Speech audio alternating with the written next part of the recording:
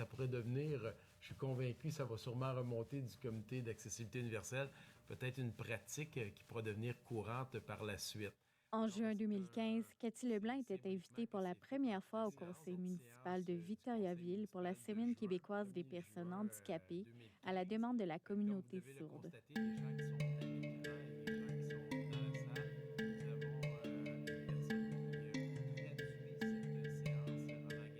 Et à la fin, le maire Reyes avait interpellé la personne responsable de l'accessibilité universelle ici et lui avait dit « Je pense qu'on est capable de répéter cette expérience-là souvent. » La séance remonte au mois de février. Il y a eu quand même quelques belles annonces qui se sont passées à Victoriaville.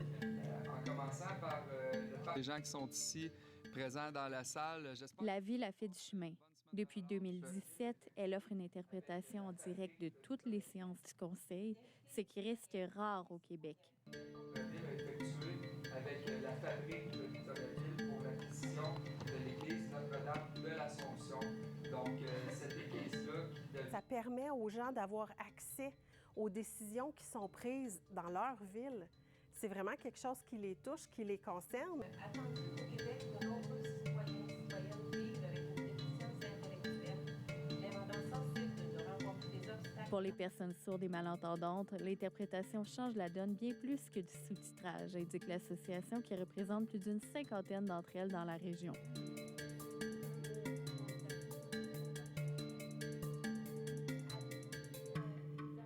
Ils sont contents, ils aiment ça, avoir l'interprète ici. Ils se disent « Hey, on apprend des choses. » Mais parce que quand on regarde les sous-titres, les phrases en français, pour nous, c'est plus difficile. Alors, quand on a notre interprète dans notre langue, on comprend beaucoup mieux. Parce que moi, quand je vais regarder les sous-titres, par exemple, je comprends un peu, oui, mais je n'ai pas un français qui est parfait.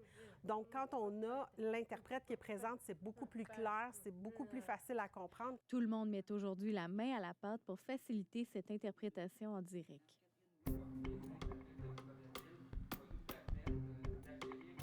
Le directeur général, le maire se sont adaptés parce qu'il faut ralentir un peu le rythme. Si on parle de dérogation et on nomme des numéros longs, nous maintenant on trouve ça normal que ce soit ça, là.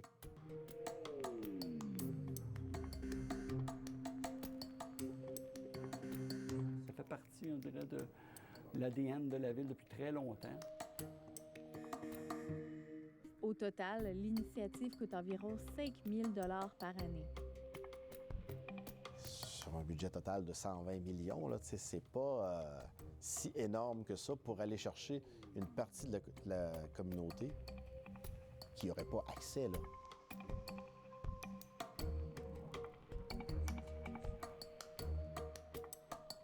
Au-delà de la langue des signes, Victoriaville travaille depuis plusieurs décennies pour améliorer son accessibilité.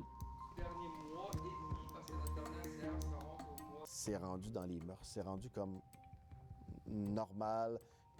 Si, mettons, il y a une bâtisse qui va se bâtir, automatiquement, ils vont venir consulter l'accessibilité. Ils vont dire « OK, on va être sûr qu'on est sur la coche. »